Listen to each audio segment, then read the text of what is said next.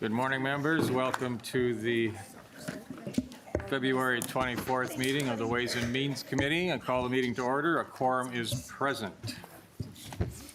We have one bill before us this morning. The Nash bill, House File 3.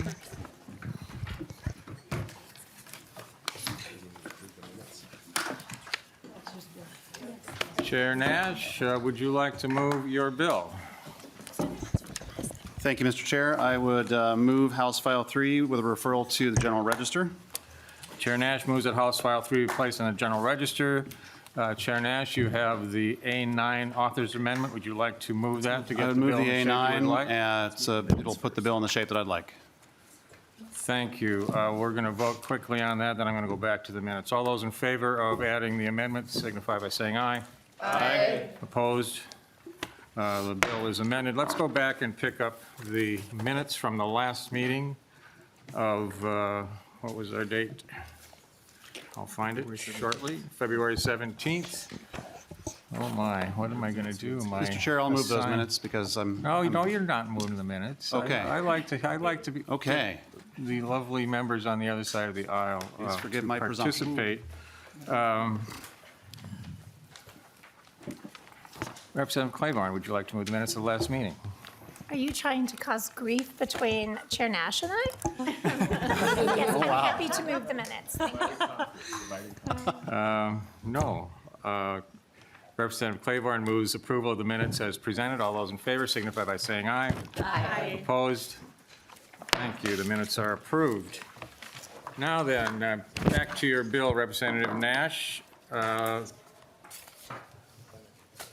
Have at it. Yeah, thank you, Mr. Chair. So House File 3 as amended is a bill that first is proof that you can dream up great things on the back of a boat with a cigar and a glass of brown liquid.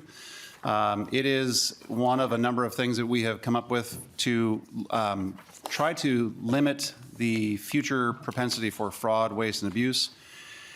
What it does is it takes existing OLA language or studies, and it will repurpose it because it's valuable information, and it will put it into a matrix, if you will, that will then be presented to chairs and ranking members and committees to say, based on an OLA recommendation with a backward look of, say, 5 years, that of the recommendations that have been made to those organizations, here are the number that have been fulfilled, here are the number that have not been implemented, and the resultant score would help chairs and ranking members and committees make a decision as they move forward with potential policy or mostly fiscal implications. And this bill is moving in the Senate. It has bipartisan authorship over in the Senate. Not that we always care about them, but I just thought I'd mention that. And this was done in conjunction with assistance from the OLA. And something very similar has been done like this, not quite like this, but very similar to this in the state of Colorado, which is a very blue state. And the output is really seeking to inform legislators as to the compliance for internal controls and internal recommendations that will drive better policymaking in committees of jurisdiction for, say, Health and Human Services or state and local government. And I'll use an example that we had in state government finance last week. We had the OLA study on the OSA. So the OLA studied the Office of the State Auditor, made several recommendations, and those recommendations are underway. So if we were to use that particular example as a case study, they would have a very high score if they came into committee and this process were to be implemented when House File 3 becomes law. So that is the goal of this. The legislative auditor is here, and she's making her way up. Just because Ms. Randall and I work together, but I want you to hear from her as well that this is something that is both very workable and would be actually beneficial long-term, because the goal is to provide the state and the legislature tools at their disposal to understand also that recommendations by the OLA, whom we all respect, are actually being implemented. So with that, Ms. Randall's here. Welcome to the committee, Ms. Randall. Randall, please identify yourself for the record. Excuse me. Thank you, Mr. Chair and members. For the record, Judy Randall, Legislative Auditor. Thanks for having me here today. I believe in your packets you should have a copy of this report, which is something, it's a new form of information we have put out in the past.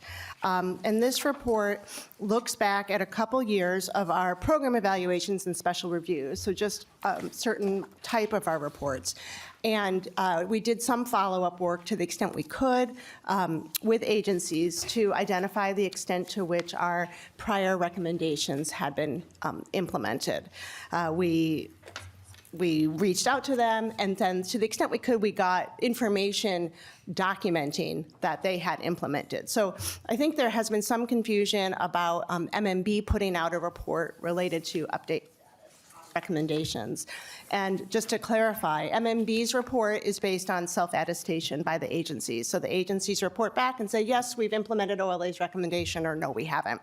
And so our work then, we look at what MMB has, but then we also go out to the agency and we say, okay, here are our recommendations that we've made to you over the past couple of years. Give us evidence, show us that you've implemented this. Now, for things that are like develop a policy or add something to a form, they can provide us that document and we can easily confirm that it has been updated. And so we could say, yep, they implemented that recommendation. But some of the recommendations, especially in the program evaluation space, are bigger.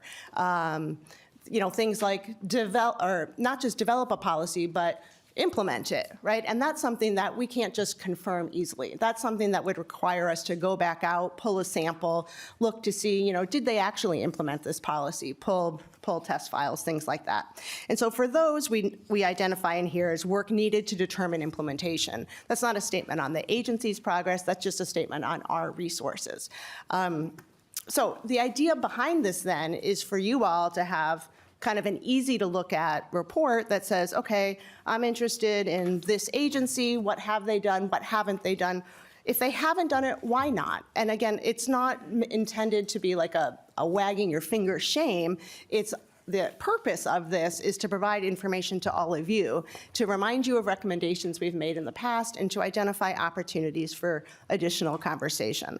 I will just say that this is the first year we've tried it in this format.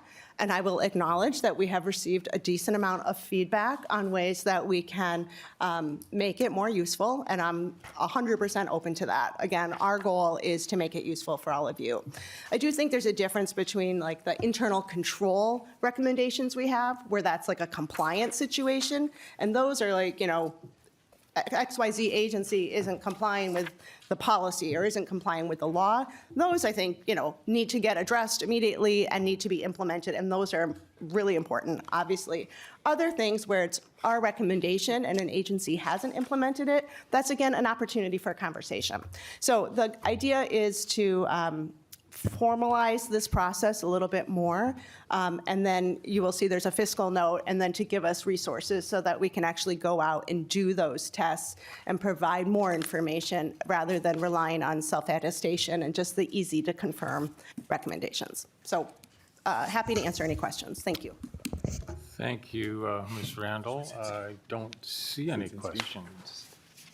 Representative Swazinski. Thank you, Mr. Chair. And to Ms. Randall, just kind of looking at, just from a perspective of the, when you kind of talked a little about, you do sample files. So as from a case-by-case study, when you're looking at the program or whatever that might be, kind of how does that selection process work within your department there? If you could flesh that out, and then I might have a follow-up after that. Ms. Randall. Thank you, Mr. Chair and Representative Swazinski. Thanks for that question. We would do it the way we do our regular work, which is it depends on which division is doing the analysis, whether it's our financial audit division, which then follows Yellow Book and Green Book audit standards, or our program evaluation division, which might follow different types of standards. But typically, we pull a random sample. The size depends on the level of risk and other factors. We also pull what's called key items, and so those are items that we purposefully select. Those might be because they're high dollars, or somebody that, or a grantee that receives a lot of grants. I'm just thinking of grants right now, or other reasons. And so we pull a random sample, key items, we'll do the initial test. If we find a lot of problems, we may pull further, and increase the sample size. When it's possible, we do the full universe, although it really depends on the type of program we're looking at. Does that answer the question? A follow-up, Representative Swazinski. Thank you, Chair Torkelson, and yes, Ms. Randall. So kind of, I believe it does. So it sounds like that if you do maybe find a little bit of a rabbit trail with something, then you might expand that world a little bit. Like, is there kind of a variance for a percentage so that you happen to hit 3 or 4 files that are maybe circumspect or whatever, kind of red flag, then you would expand that, and then if you see it at that second expansion, then you might see more of a pattern or something like that? Is that kind of how the process rolls? Thank you. Thanks, Mr. Chair. Ms. Randall. Thank you, Mr. Chair, Representative Swazinski. Yes, that's exactly right. And there have been times where we've seen enough red flags that we've expanded testing to the entire universe of whatever Okay. that may be. Thank you. Representative Claiborne. Thank you, Mr. Chair, and thank you, Auditor Randall, for your work at the Legislature. You're not going to be surprised by my comments because these are similar to the comments that we had in state government when the bill was before us. The piece that I have concerns about with this bill is that, one, it is limited, your resources are limited, so it would not be a complete report of all of the audits that you have done. So some agencies, some chairs may think it's okay, they don't need to look at the previous reports for their committees because they didn't rise to the level of this report. So that's a little concerning for me. The other thing is, I think the recommendations, as we've discussed previously, are just that, they're recommendations. The OLA does not have the authority to write policy or to tell agencies what they should or should not do. So these are merely recommendations, correct? Ms. Randall. Mr. Chair, Representative Claiborne, that is absolutely correct. OLA merely makes recommendations. Yeah. Mr. Chair? Thank you. continue? Representative, did you have a follow-up? Yeah. May I proceed? I just asked. Yes. Yeah, thank you. And my concern is that to the public, it appears that some agencies may be deficient because they've not picked up your recommendation, even though there may be a recommendation that for some reason or another doesn't apply anymore. The other thing is when you do a 5-year look back, so many things change in a 5-year period. Legislation changes, technology changes, the way we have found maybe better practices could be implemented. So the recommendation may not even be valid anymore. And we are spending time and money chasing recommendations that may not be applicable. So for that reason alone, I don't support this bill. So I just would like the other committee members to hear that. Thank you. Thank you. I take that as a comment. Representative Stevenson. Thank you, Mr. Chair. Thank you, Representative Nash, for bringing this bill. You know, it's not the most, I think, consequential bill that we'll hear in Ways and Means this year, but I appreciate the bill and certainly appreciate the effort here to try and get at more efficiencies, get at fraud in our government. I know that that's a focus this session, and rightfully so. From a fiscal perspective, you know, this bill, again, isn't really a budget buster. It spends about $500,000 a biennium. And for that money, we get a report, and we have kind of a version of it here today, and it's a very nice looking report here. But it's a report that essentially summarizes other reports. It's a report on reports. And I'm not sure that in a biennium where we're going to be making some really difficult financial decisions, that that's the best use of our funds. You know, we talk a lot, we hear a lot about that need to combat waste, fraud, and abuse. And this feels to me like an effort to combat fraud with waste.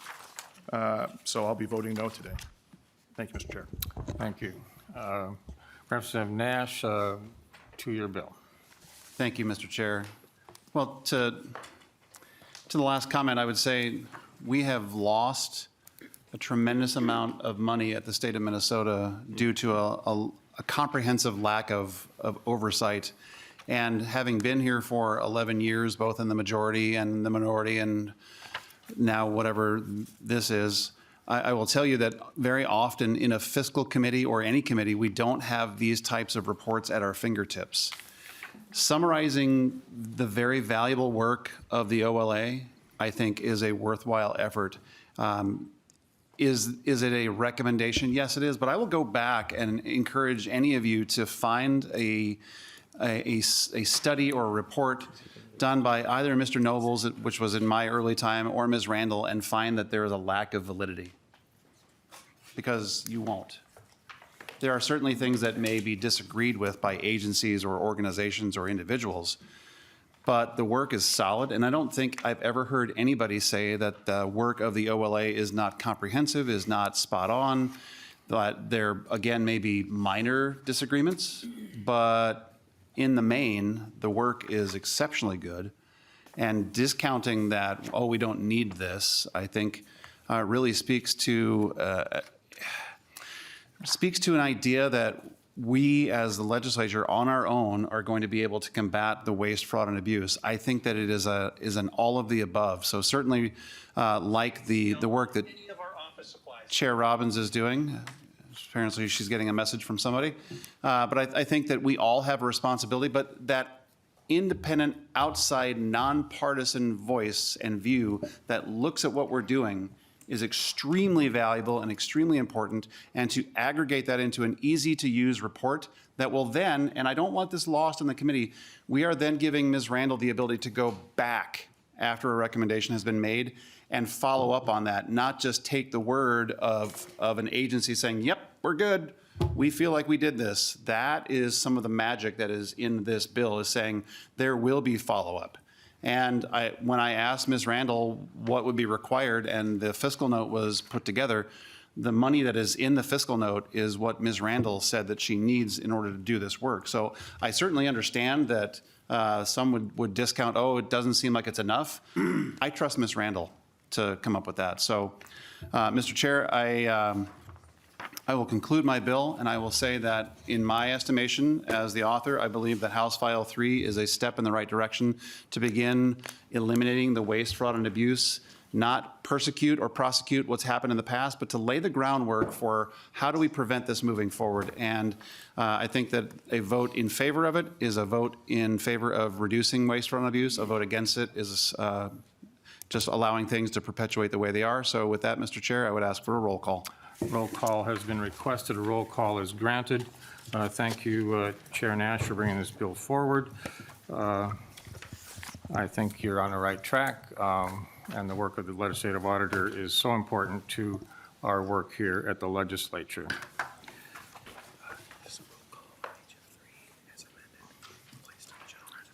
We'll have the roll call on HF3 as amended. To be placed on the general register. To be placed on the general register. Chair Torkelson. Aye. Vice Chair Robbins. Aye. Representative Acom. No. Representative Agbadje. No. Representative Baker. Aye. Representative Bierman. No. Representative Gomez. No. Representative Heintzman. Yes. Representative Igo. Aye. Representative Cleavorn. No. Representative Cagle. Representative Katiza-Watun. No. Representative Kosnick. Aye. Representative Kresha. Aye. Representative Lilly. No. Representative Moeller. No. Representative Nash. Yes, please. Representative Noor. No. Representative Novotny. Yes. Representative Pinto. No. Representative Rarick. Aye. Representative Schumacher. Schumacher, aye. Representative Scott. Aye. Representative Swedzinski. Yes. Representative Vang. No. Representative West. Aye. Representative Joachim. No.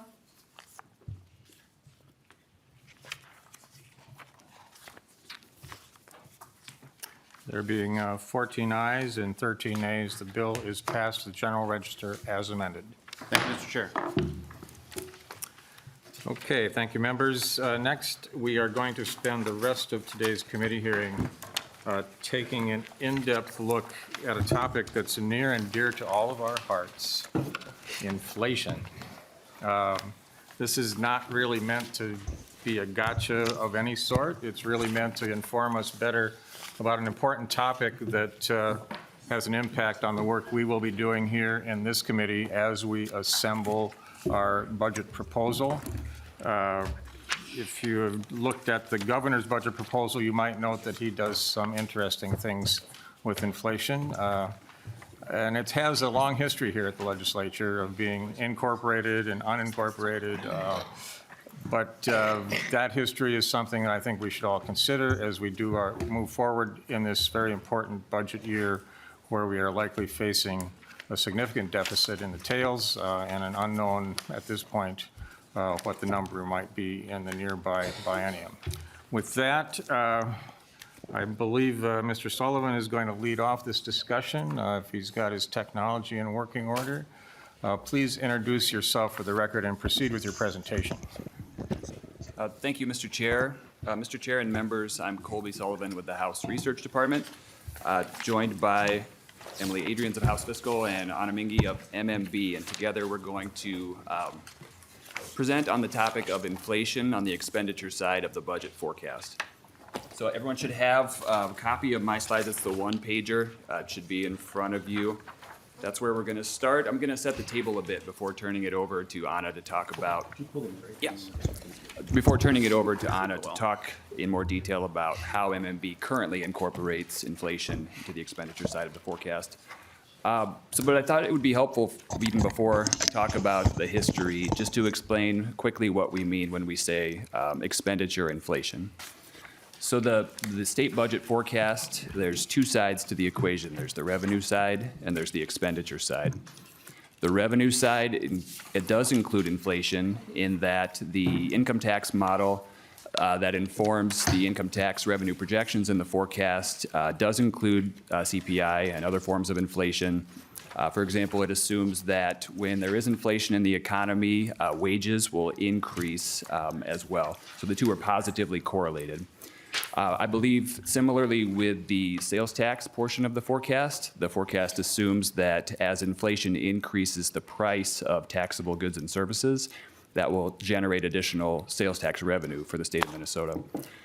On the expenditure side, then, the assumption built into the forecast is that as the cost of providing government goods and services increases due to inflation, the state will necessarily then spend more money on its different budget areas, whether that's education, human services, public safety, environmental protection, et cetera.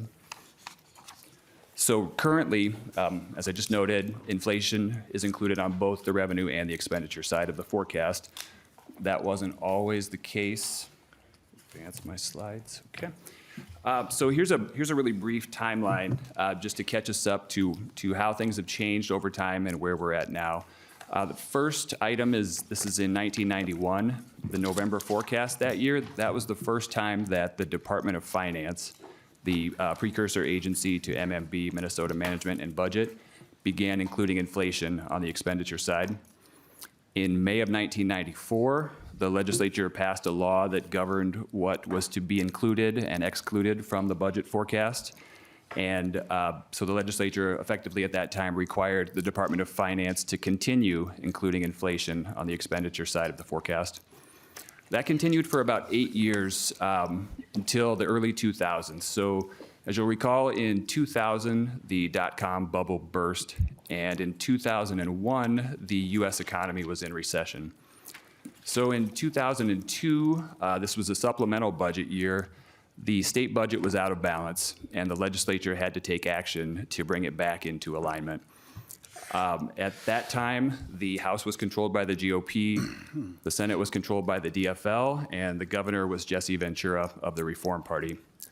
So the legislature sent the governor that session 2 different budget acts that worked together to close the budget gap. The first one was passed in February of 2002, sometimes referred to as the Phase 1 Budget Balancing Act. And that one required MMB to stop or no longer, finance still at that time, to no longer include inflation on the expenditure side of the forecast. Governor Ventura vetoed that bill, and supermajorities in the House and Senate overrode the veto. The same thing actually happened with the Phase 2 budget bill that closed the gap the rest of the way. Governor Ventura vetoed that bill, and both the House and Senate supermajorities voted to override that veto. And I'll get to kind of Governor Ventura's concerns in a minute when I talk about some of the arguments that were made pro and con in 2002. And then finally, almost 21 years later, event that you'll all remember, that's in 2023, the legislature voted to once again require Minnesota management and budget at this time to include inflation on the expenditure side of the forecast. So the chair asked us to summarize briefly some of the arguments that were made in 2002, both for and against removing inflation from the expenditure side. First, I'll address the proponents. This was before my time, 2002, but I assumed that Tim Pawlenty was a prominent proponent of removing expenditure inflation at that time. He was House Majority Leader in 2002. Later that year, he would run successfully for governor. These 3 bullet points are from actually his veto letter in 2007 as governor, when the legislature sent him a bill that would reinstate expenditure inflation. He vetoed that bill, and he addressed the inflation aspect in his veto letter. He said that, in his opinion, including inflation and expenditures in the forecast essentially puts government growth on autopilot. He said that instead, state policymakers need to examine every dollar in the budget to see that they're efficiently and effectively accomplishing their purpose. And so therefore, while inflationary increases might be warranted for some programs, he felt that that wasn't necessarily the case for others. So it was inappropriate for the forecast to assume inflation-based increases in all spending areas. The opponents, the prominent opponent at that time that I'm familiar with is Governor Ventura. He, as I mentioned, vetoed both of the budget balancing acts.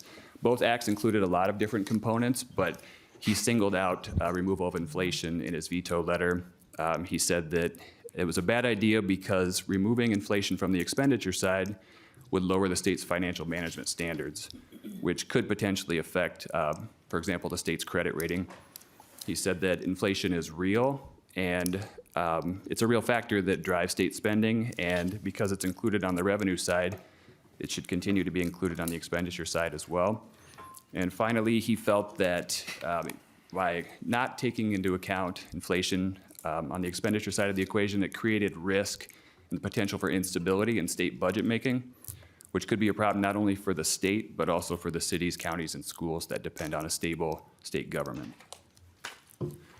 So quickly, since 2002, another vocal proponent, this time of putting inflation back into the expenditure side, was the state's Council of Economic Advisors. This is a group of outside economists from academia and elsewhere who advise Minnesota management and budget on the state of the federal and state economies prior to every forecast. In every forecast, so the biennial forecast between 2003 and 2023, the advisors always said that they felt the state should put inflation back into the expenditure side because excluding changes in the price of goods and services was fundamentally misleading, inconsistent with sound business practices and congressional budget forecasting methods. They felt that leaving out inflation could make legislators and other members of the public overly optimistic about the state's true financial position, and that in more recent times, 2020 on, as inflation in the U.S. economy increased, that served to increase the distortion within the forecast even further. With that, if there are no questions on this portion, I'll turn it over to Anna. Thank you, Mr. Sullivan. Please introduce yourself for the record.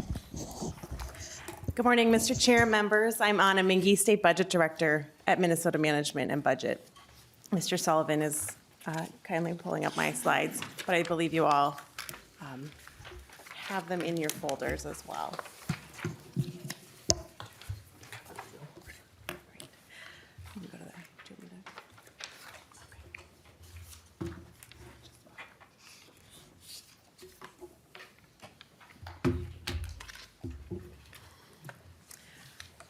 As you just heard, in 2023, the legislature amended Minnesota Statutes Chapter 16A to require the budget and economic forecast that M&B conducts every November and February to include an estimate of costs that are projected to occur as a result of inflation. The first forecast that reflected this change was February of 2023. As the bill worked its way through the legislature, M&B looked to our processes and materials prior to 2002 to develop a plan for implementation, as well as consulting with legislators and legislative staff. Prior to 2002, the impact of inflation was included in years that didn't have an appropriated budget. So in the current setting, that would be 26-27 and 28-29. And the forecast referred to it as discretionary inflation. As the term discretionary inflation implies, this represented spending that wasn't required by law, but rather reflected the impact of price increases on government operations. The estimate was calculated by applying CPI to most general fund spending and was reported as a separate line or column in M&B's forecast document. So we adopted similar practices, in 2023 when we applied this. Again, we apply the new inflationary estimates only to programs that don't already have some form of cost growth in their underlying formula, and only to biennia without an enacted budget. For example, in this context, that means we don't have an estimate of discretionary inflation in 24 and 25 because we already have appropriations for those years, although we do see inflation showing up in some parts of the budget that have it baked into statutory formulas, and we'll talk about that right on the next slide. So we refer to this figure as discretionary inflation because it's only calculated for programs where funding formulas don't already include factors to adjust for changing prices. But actually, about 60% of the general fund is excluded from our calculation because inflation is already accounted for somehow in the forecast.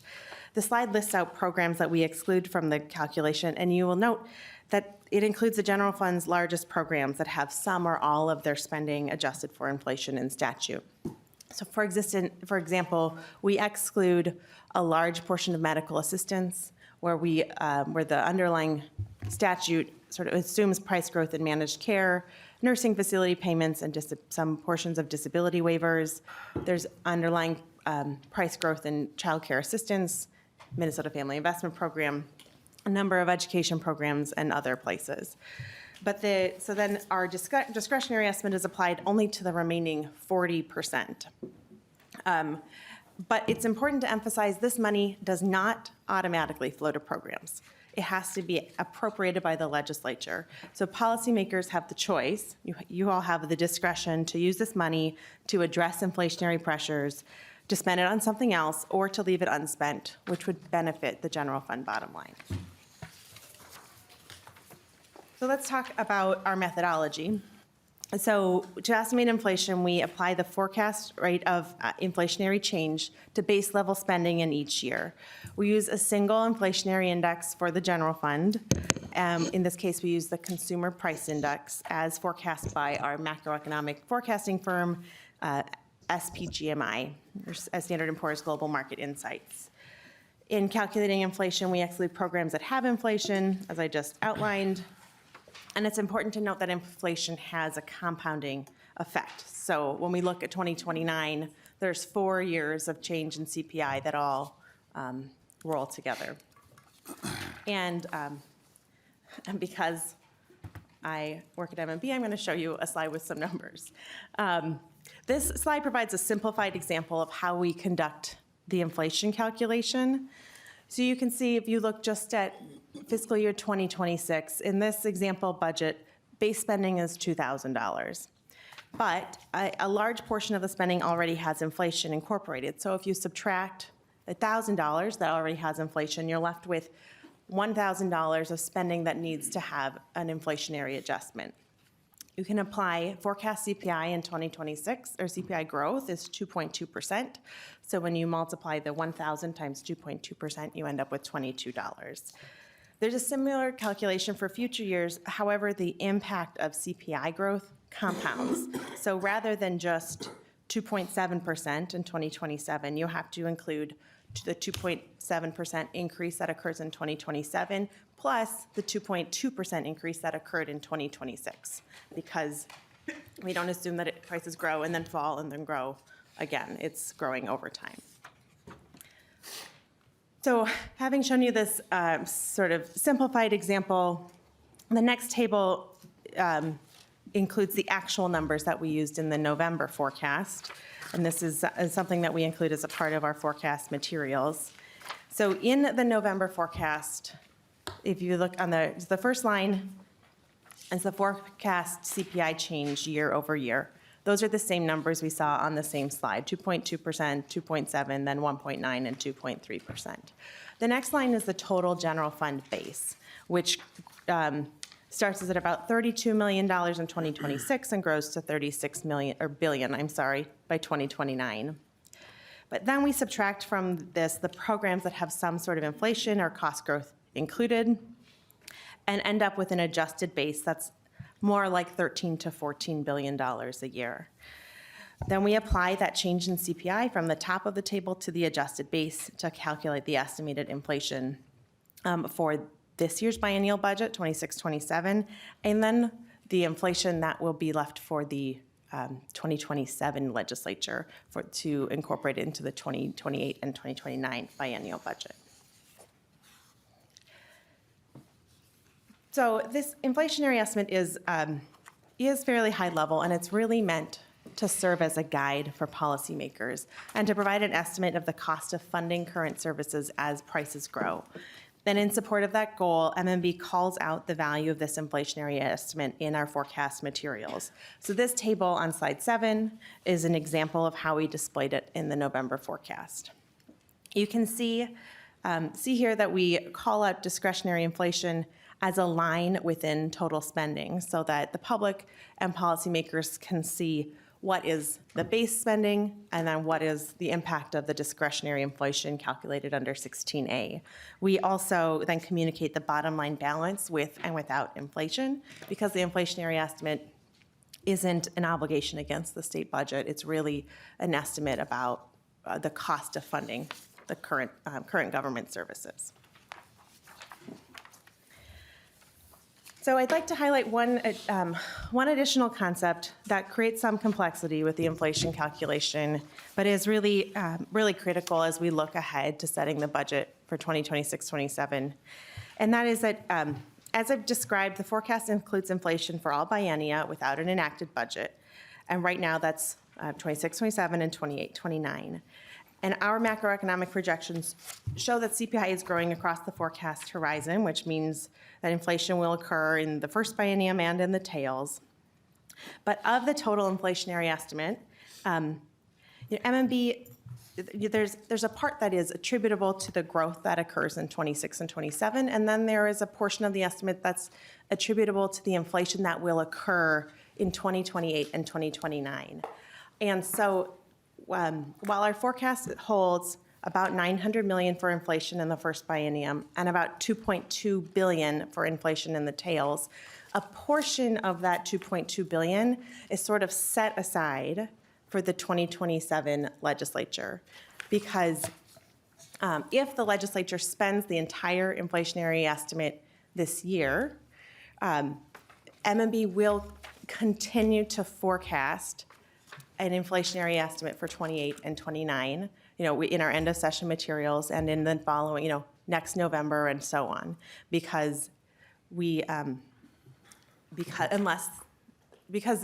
is still projected to grow out into those years. So we have, if we look back on slide 6, at the bottom lines, we have 2 lines, the estimated inflation for this year's budget and then the inflation for the budget 2 years from now. And you can see it's at $280 million in 2026 and $646 million in 2027. But then we assume that if the legislature were to make appropriations for inflation, that they will be ongoing. And so that's why the table carries forward a number of, about $670 million in 28 and 29 on that line. But there is a separate line for the incremental price growth that is going to occur 3 and 4 years from now, that was sort of set aside for the 2027 legislature and budget. So I think it's important to note that the majority of that spend, the inflationary estimate out in the tails, is the result of inflation in 26 and 27, but there is some that sort of will remain set aside. So that's the end of my presentation. I'm happy to answer any questions. I know Ms. Adrians is here as well.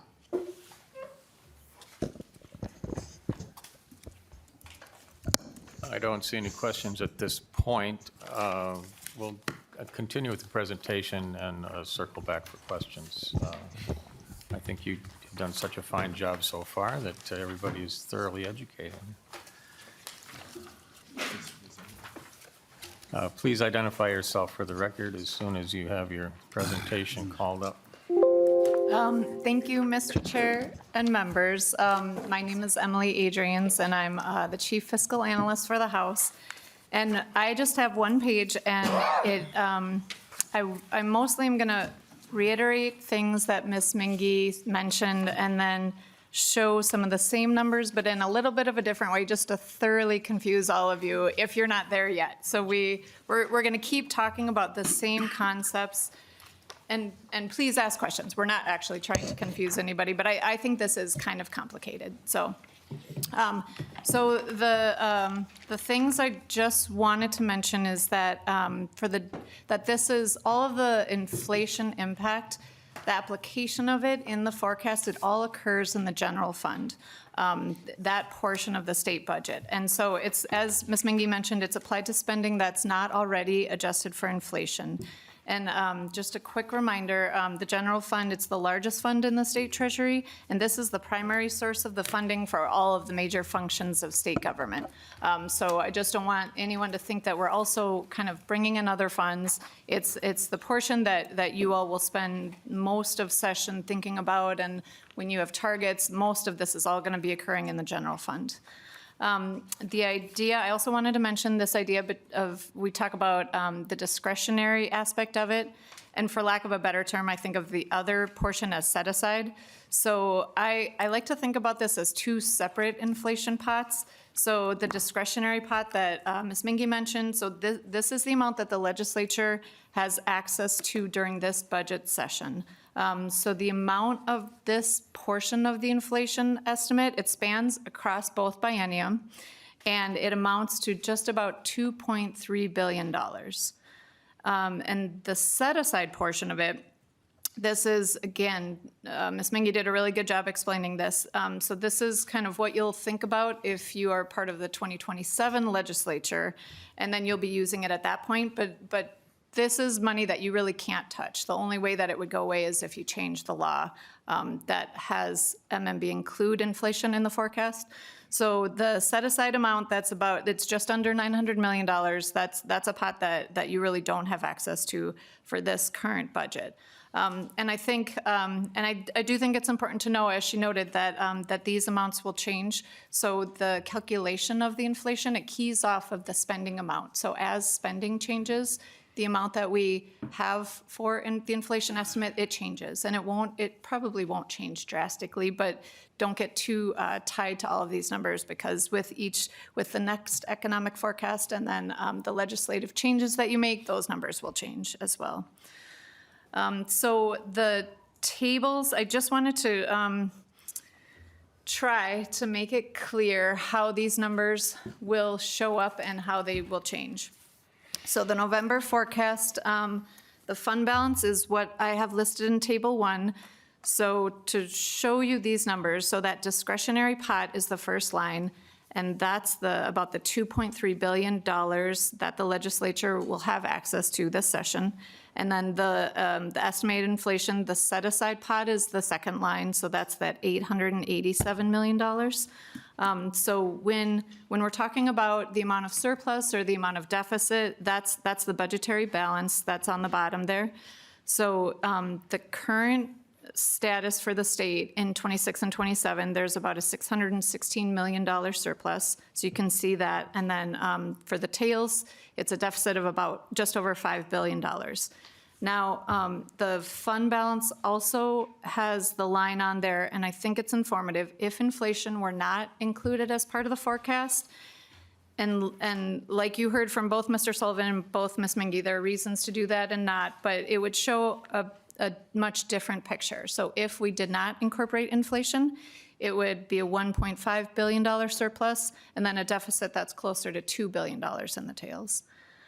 So then for Table 2, and as was mentioned, the amounts that are set aside, so whether it's the discretionary pot or the other pot, it's not automatically appropriated. So that money is just sitting there in the general fund for the legislature to make a decision about. So the first table, or I'm sorry, Table 2 represents if the legislature were to spend all of the discretionary inflation, you would have the same bottom line budgetary balance. And this is barring any other changes. So if the only change you made was to appropriate that discretionary pot of inflation, the balance at the end of the day would be a surplus of $615 million and a deficit in the tails just over $5 billion. And then I wanted to highlight the other extreme. So if the legislature were to not touch any of that money, so if you left that discretionary pot alone and the money was not appropriated, it would just fall back to the general fund. And so the balance after 26-27 would be the $1.5 billion. And then in the tails, it would be closer to $2.9 billion for a deficit. And that I should add the tails, it still has the set-aside inflation included, so that's why it doesn't go back to the without inflation number. That's just under $2 billion. So that's where it would be. And I should add the number, it wouldn't be exactly that because it keys off of spending, so you would be spending less, so it would be slightly different, but I think the ballpark of that number for deficit in the tails is quite close. So that's all I have to add. If there are questions, Mr. Chair, we're happy to answer. Well, thank you. I will open up with a question. So the inflation we're talking about today, it really only affects is about 40% of the budget. So there is inflation built into the other 60% of the budget. Should we, through legislative action, attempt to eliminate that inflation, how does that impact this whole situation? Who wants to tackle that? Mr. Chair, you've identified a very circular part of this exercise, which is that if the legislature, for example, undid the inflationary adjustments on nursing facility payments in medical assistance, we would put nursing facility, so that would be a savings, if you look at Ms. Adrian's document, the amount of the general fund balance without inflation included would improve, but the amount of spending in the discretionary inflation estimate would grow because the base that we apply the discretionary calculation against would be bigger, because instead of being, $12 billion, it would be $12.5 billion because now we have incorporated our payments to nursing facilities. So it would cause to improve the bottom line before the inflationary calculation, but would almost be neutral because you're moving things out of the back into the discretionary inflation pot. But there is, I think it highlights if the legislature has an intent to not appropriate inflation for a service, it's just one of the. It would provide additional context to that discretionary inflation placeholder, so that you all could say, sure, with discretionary inflation, the picture looks worse, but we don't plan to appropriate all of that money for inflation. If I answered your question, Mr. Chair. I think so. Then, the 60% of the base that does have inflation incorporated into it, is there logic behind which areas get inflation and which areas don't? Mr. Chair, we look at the statutory formulas underlying different spending areas to identify where prices kind of sort of grow automatically under current law, sort of where absent a change to a program's statute, the state would have an obligation to pay for higher services. So an example of that is the Minnesota Family Investment Program has a cost of living adjustment baked into it, into the underlying statute. Or, for example, the value-based reimbursement program for nursing facilities has periodic price increases. So the logic, so MMB looks to underlying program statutes. I think the logic is more of a policy question about what the legislature has, where the legislature has baked inflation into those program areas. Thank you. I hope you've just dazzled this committee with your presentation. Representative Joachim. Thank you, Mr. Chair. And just quick question. I know that you said the forecasting models that you go through have CPI as an indicator. Since we're so service-heavy in this state and employment-heavy, has IPD ever been considered? Is IPD more steady versus CPI? Mr. Chair, Representative, because this is intended to be a sort of high-level estimate for policymakers as a guide of the cost of funding current services. We've leveraged CPI because it's easy. It's something our macroeconomic forecasters project for us, and it's commonly understood by the public and policymakers. However, we're always willing to talk about different indicators or to sort of model out what it would look like if we used a different indicator. A follow-up? I have another question. Who would like to tackle how the governor has addressed inflation in his budget proposal? I assume that would be Ms. Mingy again. Yes, Mr. Chair. So the governor, as you all may be aware, his budget in his budget, the bottom line is above the November forecast, which he accomplishes primarily through some spending reductions on net, as well as a small amount of revenue increases. But there are several change items that are designed to adjust for higher costs, and that's in a couple areas. First, there are operating adjustments for state agencies. That's something that generally falls into that inflation bucket, although it's not entirely for inflation. And then the personal care assistance increases and medical assistance, a change item at the Department of Human Services, has some wage increases there as well. However, the governor's budget does not appropriate the full value of the inflationary adjustment. He spends far less on sort of inflationary type change items in his budget. So he's not spending the 900 and some million, or he is? That's right. The governor's not spending the $900 million on inflation. The governor's on net not even spending $926 million, but of the spending he is doing, only a subset of that is for inflationary adjustments. And that describes the first biennium. What about the second biennium? The second biennium, sort of, Mr. Chair, I'm sorry, is similar. There are those agency operating adjustments and medical. And how does he treat inflation, the inflation pot, I guess, is what I'm interested in. So the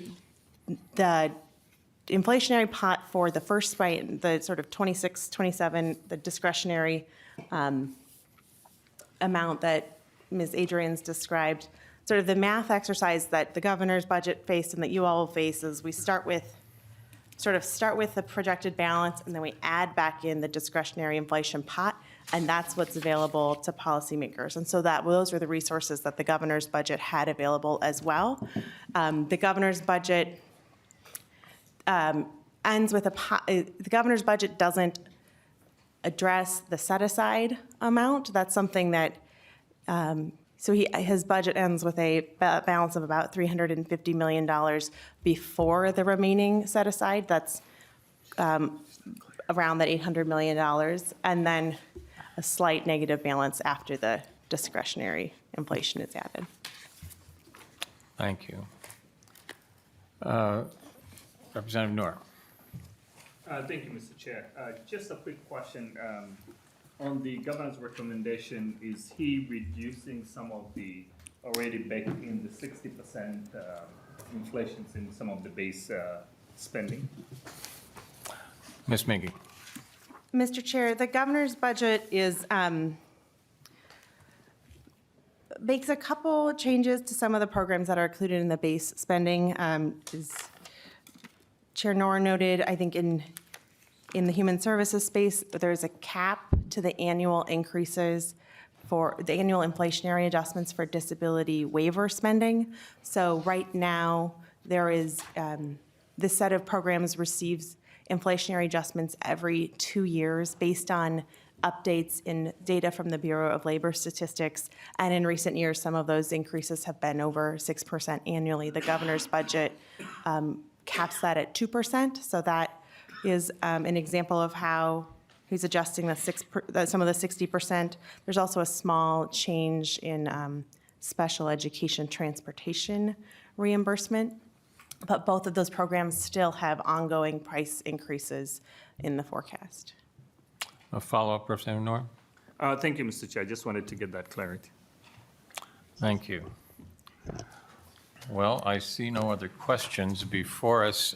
Just one more question from me. As we look ahead to the tails, the second biennium, will those inflation figures that are listed here in these documents remain the same, or could they possibly change with the February forecast? Mr. Chair, those numbers will change with the February forecast. CPI changes with every forecast. Even a slight 1/10 of a point change can cause a not insignificant change in the tens of millions of dollars. So I anticipate with what we are seeing from our macroeconomic forecasters that those numbers will be different when we see you all again next week. Thank you very much for that answer. Members, inflation is a big deal and has a large impact on our work in this committee. How we address it, how we handle it, whether or not we spend it is very impactful, and it's a little challenging to get our arms around, but I hope you all got a better idea of just what we're up against with this committee meeting today. I see no other questions or comments. I want to thank the presenters. Did you have anything else to add before we wrap up? A lot of head shaking. So with that, members, you get some free time, so you're welcome. This meeting is adjourned.